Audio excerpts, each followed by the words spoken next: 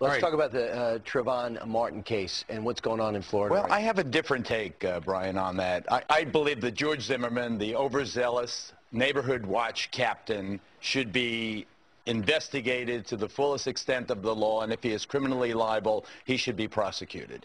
But I am urging the parents of Black and Latino youngsters particularly to not let their children go out wearing hoodies. I think the hoodie is as much responsible for Trayvon Martin's death as George Zimmerman was. What do you mean? When you see a kid walking, Juliet, when you see a kid walking down the street, particularly a dark-skinned kid like my son Cruz, who I constantly yelled at when he was going out wearing a damn hoodie or those pants around his ankles, take that hood off. People look at you and they what's the instant identification? What's the instant association? It's those crime scene surveillance tapes. Every time you see someone sticking up a 7-Eleven, the kid's wearing a hoodie. Every time you see a mugging on a surveillance camera or they get the old lady in the alcove, it's a kid wearing a hoodie. You have to recognize that this whole stylizing yourself as a gangster, you're going to be a gangster wannabe, well, people are going to perceive you as a menace. That's what happens. It is an instant reflexive action.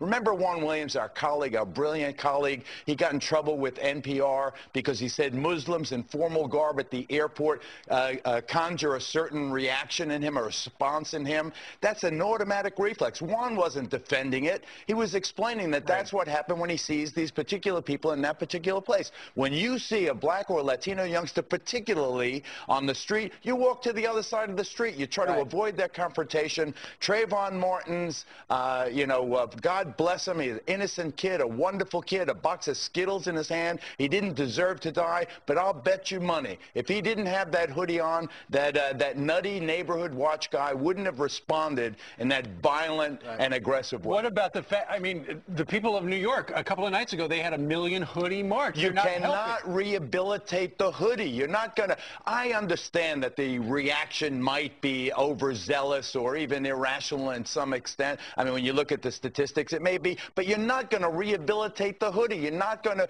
Just stop wearing it. Stop wearing it. Don't let your kid. You know the old Johnny Cash song, "Don't take your gun to town, son. Leave your gun at home." There is some things that are almost inevitable. I'm not suggesting that Trayvon Martin had any kind of weapon or anything, but he wore an outfit that allowed someone to respond in this irrational, overzealous way. And if he had been dressed more appropriately, I think, unless it's raining out or you're at a track meet, leave the hoodie home. Don't let your children go out there. I want to bring you something else that just seems